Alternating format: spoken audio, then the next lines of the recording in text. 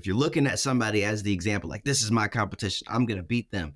And then you go after you just try to copy certain things that they're doing. You're trying to steal information that they have, or you only advance when they do something new so that you can try to take it. The thing is, you always are going to be behind because you have to wait on me to do something new. There's no stability in that type of mindset and that type of way of thinking.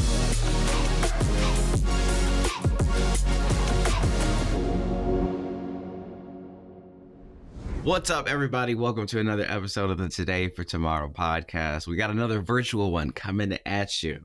Now, for this particular episode, I mean, there's a lot of people out there who've got podcasts. There's other people out there doing other things. There's a lot of people, fighting for time, fighting for attention, fighting for capital, fighting for all these different things. And I believe that this has sparked a topic for Mr. Michael Wright. Could you explain it a little bit? Yeah, so the topic, I was actually, I was riding yesterday and I just had some thoughts about just some things that are going on in life. And the topic title that I threw out there was crabs in a barrel mentality and how to break free from it. And just to add a little bit more color to the picture, specifically in our culture, I think this is a major issue, and I think it's very deep rooted, and a lot of it is systemic, where the Willie Lynch speech, we were pitted against each other, purposely. We were taught to feel like if my brother makes it, he gets number one, that means it's not enough room for me. And be honest, that's really not the case, because we know that God has given us all special, unique gifts that nobody else can do. And in my life, that's something that I've always kept very close to my heart. And so I always say, like, my only competition really is me. Like, I'm competing to be the best self that I can be, the best version of myself each and every day. But I was, it's something that I know a lot of us feel and we experience. And it can be hurtful too, man, because sometimes it's from people that you love and cherish. And I think a part of that is why it can be so deep rooted, where if you and I started at the same place, and then, we live life, and then all of a sudden you kind of excel, it forces me to look at myself and like, well, what's going on? We came up the same way. Somebody like me, I've always been motivated by it. When I see my brothers doing well, man, I'm the biggest one cheering, because I know God is in the neighborhood. I'm happy that he getting his, and I know mine is coming. I'm not looking for his. I know mine is coming. And unfortunately, though, I know it can be a struggle for some people. Even like, I'm just keeping it real, like some people that are close to me right now, like you feel that energy, and it's not what they want to do. It's an internal battle, almost like a spiritual battle. You know what I'm saying? Where God wants you to feel joy, God wants you to believe in yourself, but then you have those other elements pulling on you. So I just threw it out there, man. I want to get you guys' opinion about it. And good friend of mine, I don't think you got a chance to meet him, Mike, but we worked at the same spot for a time. He used to always talk about crabs in a barrel, and just how that mentality, it made me. I'm a visual person, and I've seen crabs in a barrel. So, and if you're visual, you can kind of see how crabs work their way to try to get out of the barrel. And if one would hold up, the other climb on the other one, they could all get out the barrel, or some of them could get out the barrel. But what happens is they start snipping at each other, not knowing it, but they pull the other one down. They get close to the top, get ready to get out, then one pulls their tail and pull that one down, and they kind of like trying to walk over each other, but they pushing each other down at the same time instead of, building a bridge. Like ants is a good example. You ever see ants? They'll build a bridge. They'll work together to build a bridge, but they have to sacrifice themselves to do it so that some can make it. All of them might not make it. Yeah, so when you talk about that, it's like, the reality is all of us are not going to make it. to the top. But we should work together to get people to the top, because even the ones who don't make it, when someone gets to the top, if they got the mindset to help those who look like them and who help them, everybody will be better. We might not all be at the top, but we'll be in a better state, I guess is what I'm saying. But the crab and the bear mentality is like, I don't want you to get past me. And to your point, even if it's subtle, because, like you said, we all talk about it, but it's people who root for us and who support us, and it's people who kind of like, man, I don't think you can do that. Or they tell you that's going to be hard. They discourage you. You know what I'm saying? My whole thought on the subject is people need to start putting their kids in sports a little bit more, because like for me, the idea, so the concept that you just spoke of, it took me back to like being in track, being in football, because in track, one thing that I vividly remember is the fact that I was on a team, right? I was on a team. I'm practicing with these people every day, and we're all working together to get better. But the thing is, I'm always trying to improve my time. Like my scorecard is my personal best. We're always trying to improve our personal score. And so, for example, in hurdles, right? It's because it's like not a relay. I still have my own race. But because I'm on a team, there's a whole bunch of other people who are in all these other different races. And there's a few people who are in my race together. So we're practicing, we're working hard together. We're trying to help the next person to be better. We're competing with each other in practice. And there's always a sense of competition. Like, I'm a competitive person. I want to be the best at everything that I do. And so I'm not, but for me, and now this is where it gets a little different. For me, I want to be the best at what I do, but that doesn't stop me from wanting you to be the best that you can be as well. So I'm going to still give you everything that I've got. I'm still going to, if I have a bit of information that helped me, I'm still going to share it with you. I'm still going to be the person who's going to practice right beside you so that I can get better and so that you can get better. I'm exchanging notes. I'm not one of those people who I'm going to hide my notes from the next guy. I'm like, yo, hey, it took me a minute to figure this out. And if you're still trying to figure it out, I got the answer. And this is how I did it. I'm that kind of guy. And so when we get to the competition, when we get to the actual track meet, like, we all there, we nod. Yeah, we ain't doing a whole lot because we focused. But it's never like, if you win, I'm not crying about it. I just wish that, like, for me, if I didn't do the best that I could do, then that's a shot on me, not on you. I don't feel like there's something that you took from me. You know what I mean? And so, like, in when you're in that kind of environment and you grow up in that kind of environment, it kind of translates as you move out of that environment as well. So, like, in business and the job I have, there's like it's funny, we're it's the same kind of thing. And one thing that I notice about like other people is that sometimes because there's like now more of a competition aspect to it, there's people who will withhold information. There's people who won't share everything. There's people who, they might see an advantage that they have, but instead of sharing it with the group, they'll keep it to themselves. And I think the issue with that, is because we're all in the same team. We're all trying to make the entire department go better because, we all benefit from it.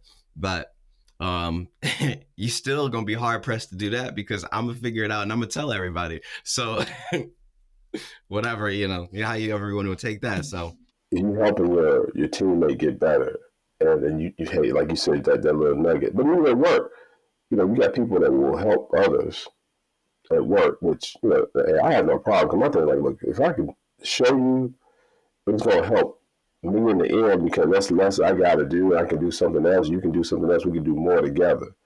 But I think it's that selfish attitude, man. It's like is what drives that crab and the barrel mentality, is that we think about ourselves over, the team, over the big picture. Where it's like Mike said, hey, when Mike succeeds, he's gonna bring people with him. So it's gonna be like like this whole coming together. Somebody who got a crab and barrel mentality, when they succeed, it's gonna be about them. But you know, so going back to your analogy, Martell, the key point that I was gleaning when you were talking is this is how you were taught. This was instilled in you early. And it's not just sport, because I'll tell you, man, like me having, you know, being around a lot of young youth sports now, this is not the mentality that's being instilled in these kids. Unfortunately, a lot of it is the selfishness, you know, they're worried about their kid. All they want to do is record their kid. My kid should be, your kid is clearly an offensive lineman. You trying to force him to be a running back, like, so he can score touchdowns. And to me, it's like, yo, you're really doing your kid a disservice because, for one, you're teaching them just terrible concepts for life. Because I always feel bad for people that, you know, they got those terms like, man, they hating on me, man. I don't even feel hate. All I feel is love, because if you hating on me, 9 times out of 10, you're not even in my realm. Like, you can't even really touch me. You're not even a threat. You know what I'm saying? Because if you were, we would have addressed it. You know what I'm saying? So it's like, I tell people all I feel is love. But I understand it's hate in the universe. But the thing is, I feel bad for those people, because I know for you to feel like that has to be a very hurtful state of being just day in and day out, for you to constantly be looking at somebody, oh, look what they did. I gotta try to one up there. Oh, I gotta try to get. It's like, man, that to me is like, that's a form of hell. You know what I'm saying? Like, I can't even imagine living like that. And unfortunately, there are a lot of people that really live like that. So, but like you said, Marcel, this has to be instilled in you from an early age. And this is a part of why mentorship is so important, you know, like what we were doing yesterday, because you may not be getting these principles from your household. You should, but you may not. And you need to be exposed to, you know, for a lot of us, it may have been like a coach, you know, how the coach said this or coach said that. And then we can take some principles from coach if we weren't getting it from the household. But how do we identify those people who have that crab and barrel mentality? How do you identify those folks in your life? I mean, what can we give people to kind of look at to say, this might be a crab in a barrel situation? The concept of crabs in a barrel is against almost everything in the Bible. Like there is no like, oh, just this one person gets this and that. No. That goes against it all, like everything. And so I think you can identify a crab in the barrel when you have someone like I was saying, who you find out, because you'll find out eventually. When you find out that someone had something that could have helped the next person, and instead of sharing it, instead of handing it over, instead of, you know, even mentioning the thing, they decided to keep it for themselves. And then eventually, once you pass this person, you find out, or at some point you find out what they were doing, how they were doing it, what they could have done to help, and they didn't, and they chose not to. Another thing too is, and I was thinking of this when you were saying it, Mike, like one thing that is abundantly clear to me is, if you're doing something, if you're always waiting for somebody else to copy what they're doing, if you're looking at somebody as the example, like, this is my competition, I'm going to beat them. And then you go after you just try to copy certain things that they're doing. You're trying to steal information that they have, or you only advance when they do something new so that you can try to take it. The thing is, you always are going to be behind, because you have to wait on me to do something new. So you can't be ahead of me. You have to be behind me, because you're just waiting for me to figure something out. So I create ads, obviously, and I create ads. And one thing that, like, a part of it is you want to test out a bunch of different ideas. You want to make sure that you are always putting things out into the market to see which ideas and which concepts work the best. And then once you figure that out, you want to take that, deconstruct it, and then do more of the things that are working. And so there's one guy who on the team, and he's really great when it comes to particularly TikTok ads. And so he throws out all these different ideas and he puts these things out, and some of them work, some of them don't work, but there was one particular idea that was working really well. And so one thing that I know is that there's a lot of what you see, like in terms of commercials, and other ads, is that it's not necessarily the visuals all the time that do the work. It's the copy, it's the words and how they are communicated.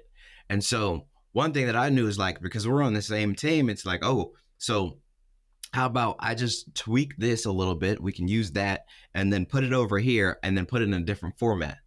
Now, here's the part that gets crazy. If I use the copy from Homeboy, from the thing that is working, like, essentially, since we're on the same team, we should all be celebrating if we figured out how to take it to the next level, because that's the entire goal in the first place. Everything that we're putting out is a test to see if we find something that's working. And so, but, when that thing goes out and it does do better, now you got to look at the person. When you win, you have to pay very close attention to someone else's reaction. The person next to you, person who might have been on your team all the way while you were losing, while we were all losing together. Pay attention to their face once you actually start winning, because that's going to tell you everything. Because typically, when everybody loves the underdog, because nobody feels like you've done anything yet. So it's like, oh, well, great job. Come on, keep moving forward. Go after your dreams. Do blah blah blah blah, all that good stuff. But as soon as it seems like you might be overstepping them or doing something a little bit better than them, there comes a time where you find the reality. They're like, man, he was cool back in the day, but you know what I mean? Everybody wants you to do good, but never better than them, right? And that's it comes into play day in and day out. And what I was thinking about is, when you look at kids, like babies, toddlers, a child's natural state is, mine, I want this, because they have no discipline. They feel everything should be theirs. And if that's not curtailed and corrected at a very early age, they grow up and become adults with the same, they never change that mindset. So what we're saying is, it's a very human occurrence though. So let's be honest. And like you said, for us believers too, we're not immune to this. You see a lot of this in the church. You see a lot of this with so-called Christians. So we just got to keep it real on today. It's a lot of little secret competition. That's another thing too. People will be secretly competing. You cheering them more and they competing with you. But this is what I want to remind everybody, man. Just don't even worry about that, because best case scenario, you bring them on your side. They see the light and they become a teammate. Worst case scenario, those people almost 9 times out of 10, they self-implode eventually, because they're building a house made of cars. There's no stability in that type of mindset and that type of way of thinking. Like when I became a minister, right? My mind, I didn't want to be in the front. I didn't want to do anything. I didn't want to preach. I didn't want to do none of that. So when I got asked to do certain things, that were considered to be like, status things, there were other ministers like, well, why would he get the opportunity? Well, it's going back to what you guys said earlier. It's like, hey, we all kind of like, starting out. Hey, yeah, come on, that and seems like that. Well, why did he get the opportunity to preach? Or why did we get the opportunity to do that? And like when I see other people preach, I would go listen to them, try to support them. Hey man, good message, whatever. And those people look at you you get crickets. You know what I'm saying? At least tell me they'll pray for me or something. And I'm using that as a personal example, but there are other examples inside the church too, where just like outside the church, people, to the point you guys made, they're quietly in some cases rooting against you. And in some cases, they quietly copying what you're doing because maybe they don't have the creativity. But, at the same time, they're not trying to help the team move forward by saying, hey, look, hey, I'm gonna help you, and that mentality means that I'm gonna in reverse. I'll help you. We help each other get up there versus trying to pull each other back. The reality is this: if you are, now we're talking to the believers specifically here. Okay, these are people who are have declared, raised their hand, and said, "I will not be a crab in the barrel." That's what you said when you became a believer. Okay, because here's the thing: Isaiah 66:1. It says, "This is what the Lord says: Heaven is my throne, and the earth is my footstool. Where is the house you will build for me? Where will my resting place be?" So think about it for a second. Now, if God, heaven, king over heaven, his feet on top of everything that you fighting for, like everything. And here's the thing: he's the Father who supplies all of your needs. Romans 2:11. For God does not show favoritism. If you ask your Father, right, if your Father actually loves you abundantly, more than anybody else or anything else, he'd give his own son for your life, all the whole nine. You think that you can't ask for something and he won't, he's not good enough to give it to you? Look, there's a lot of understanding that has to come into play before, it's not just like a bank account. You can just come in and get $1 from it. No, there's certain things that have to be in place because you have to be obedient. Just like with any other parenting situation, you have to be obedient before you can get the privileges that come with that obedience. But here's the thing: if God has everything, if he owns it all, right? And that your dream car, he owns it. That dream house, he owns it. That peace, he owns it. That love, he owns it. And he wants to give it to you because he loves you more than anybody else ever. And so having this crab in a barrel mentality is completely against what we say, what we believe. Like if you said you bring the tithe into the storehouse, so they'll be meeting at his house, and he'll test him in this, that he won't open the windows of heaven and pour you out a blessing so much so that you won't have room enough to receive it. This is abundance talk. This is abundance conversation here. Genesis, he says that we are made in his image after their likeness. And it says that we are called to have dominion over this entire territory. What part of these scriptures says, if I win, that person has to lose? Yeah, no, you speaking it. And I'm say one quick thing in there. God doesn't have to take something from somebody else to bless us. Come on. He don't. He don't. He don't. I do want to add this though, just to make sure we're giving a well-rounded depiction. Now we have to acknowledge that everyone is born into different situations. You know what I'm saying? Because I mean, I honestly, I've had some challenges in my life, but I've been very close to people that have been born in some very, very challenging situations. I'm talking about like real challenges, like, adopted in the system, parents was on drugs. So when you're coming up and your core needs are not being satisfied, you will feel at times that, no, this is not equal. This is not fair at all. And that's the part where I think it gets tough, it gets challenging. I can't explain why, some of these things, I don't think, sometimes nobody can explain it. It's not in our humanist mental set. Yeah, it's not even for us, right? But even in those situations, I still would encourage you, keep your eye on the prize, because the thing is, what's for you will always find you. You know what I'm saying?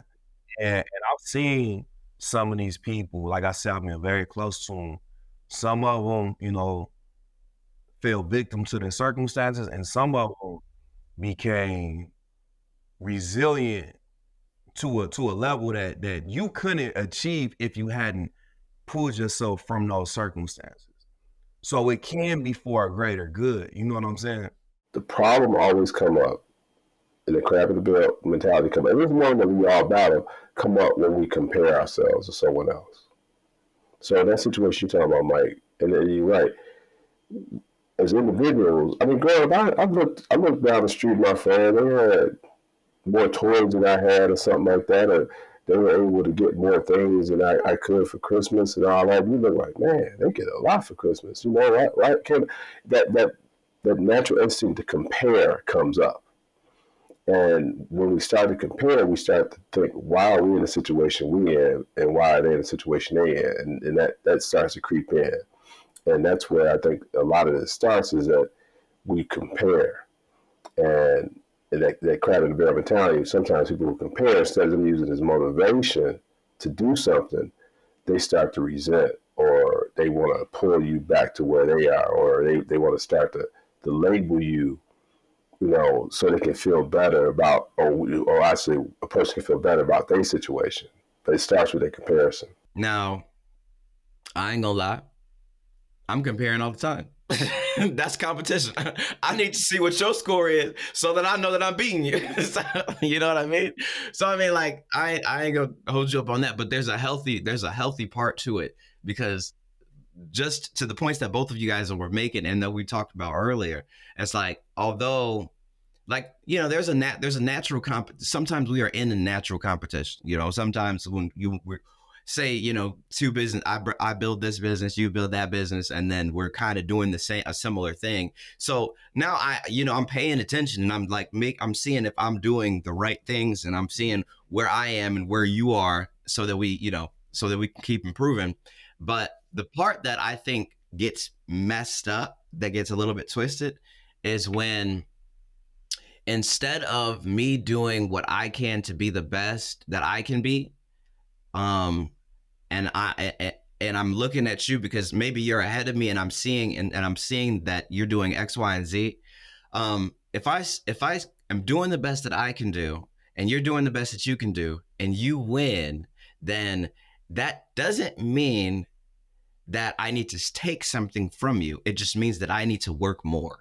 You know, I need to do a little bit more. There was some bit of information. There was something that you got that gave you the advantage. And I don't win long term by stealing from you. I win long term by just being better, just flat out better.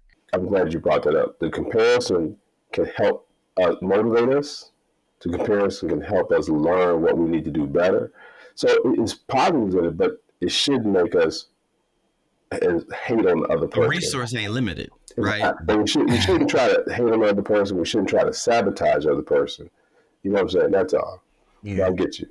What you said was a healthy competition. Key word is health. You gotta have that part where, you know, in the Bible it says iron sharpens iron. You're supposed to have brothers that push you to be the best you, though, because ultimately, if your threshold is X, that's what your threshold is, like track. If you ain't meant to be the Usain Bolt type, no matter what you do, you're not gonna be, because that's not meant for you. That doesn't mean that you can't reach your top end speed level, but you might not reach his. But the whole point is, like what you were saying, Rodney, you know, comparison, it can be the thief of joy, where you were happy because you got your best time, you got your PR. But then you start looking at, man, well, look what he ran. And it's like, nah, don't do that, stay focused. And one other thing I want to add on is we gotta get back to history too, man. And we have to really, because what I'm noticing is historical facts are not being relayed to these kids the way that it has in previous times. And the person I kept thinking about throughout this whole episode is Harriet Tubman, for example, where she was free. So in our time, she would have been that multi-million-dollar person. She's made it. She didn't just sit there and celebrate her glory. She kept risking her life, saying, you know what, in order for us to get where we need to go as a people, she kept going and bringing more people with her. And that's the part that I think has been lost tragically, like we're losing these lessons as a people, because I'm sure it was plenty more people that got free and we've never heard of them, because when they got free, they left and they just went on about their lives. And you never hear about those people, because what did they do to impact others? What did they do to bring other people along with them? Those are the people that we hear about and we celebrate and we should keep close to our heart. But like I said, unfortunately, I'm noticing they don't tell the story. They don't even want to talk about that part of history in schools like that anymore, because it makes certain people feel away. But the reality is, this was a reality. And we need to bring some of these lessons back, because these kids and some of these adults, a lot of these adults, they don't understand that tribal mentality where when a tribe wins and succeeds, we all win. You know, a rising tide lifts all boats. So it's not about the individual award, it's about that team first mentality. But how can we close this out and leave people with that roadmap to not fall into the crap and the barrel mentality, and how to have those healthy competitions as well too? I would say just have a team first mentality. You know, it was once someone said, nobody wins when the family feuds, right? And we are family, you know, connected. And even if we have our little disagreements, we have to be able to get past that and still understand that the team first, not the individual. I would say that for the people who are, I mean, the believers out there, to just remember that our Father actually owns it all. So there ain't nothing everything that's yours is really His. Everything that's theirs is really His. And so when you have a Father that loves you and is the richest Father you could possibly ever have, just remember that, like, when he made you, He made you, and He said it was great. He said it was good, okay? And you were made in His image. So you're here for a reason. So everything that is yours, like what Mike was saying, is going to be yours. All you need to do is be obedient and keep moving forward.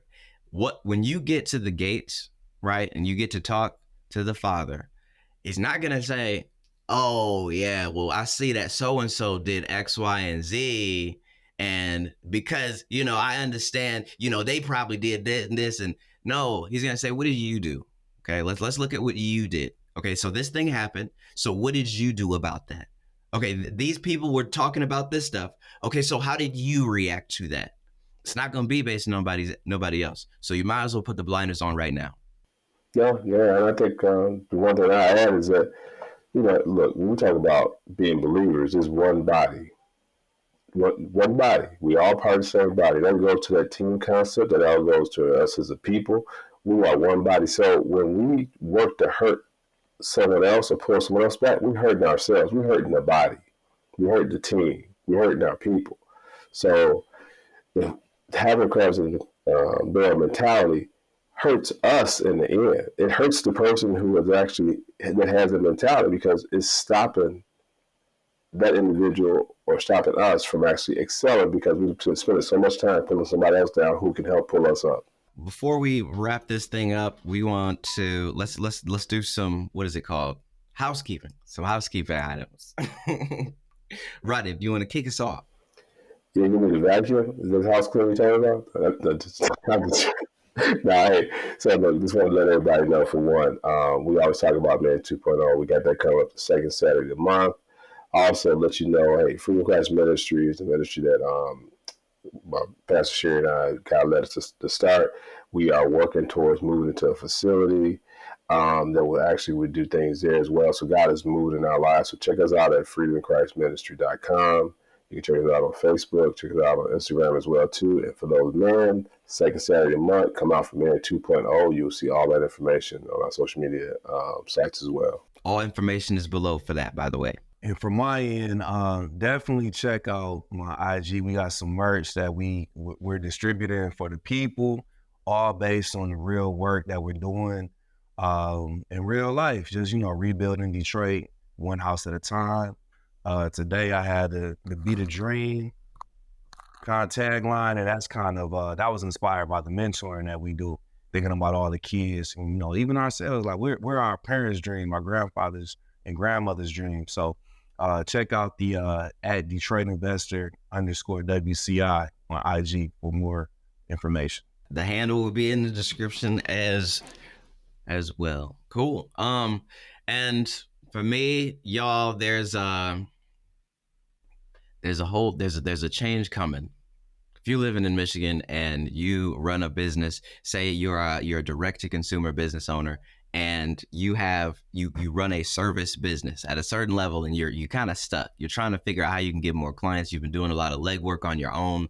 A lot of what has come in, a lot of the revenue is because you directly went out and you've had to do X, Y, and Z, and you don't have a revenue stream. You don't have a way of marketing your business without you doing a bunch of work. And I'm not talking about, you know, making 600,000 posts on Instagram and then hoping you get enough likes or enough comments or enough shares so that somebody notices you. I'm talking about being in control of your marketing, being in control of your advertising, and having a predictable and measurable result.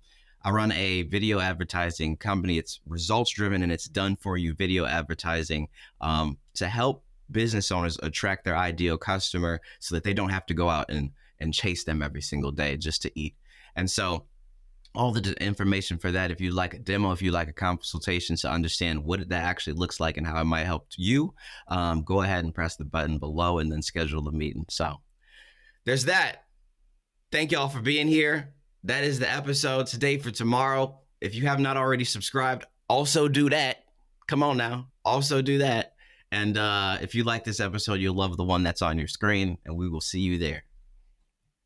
Peace. Peace. Peace.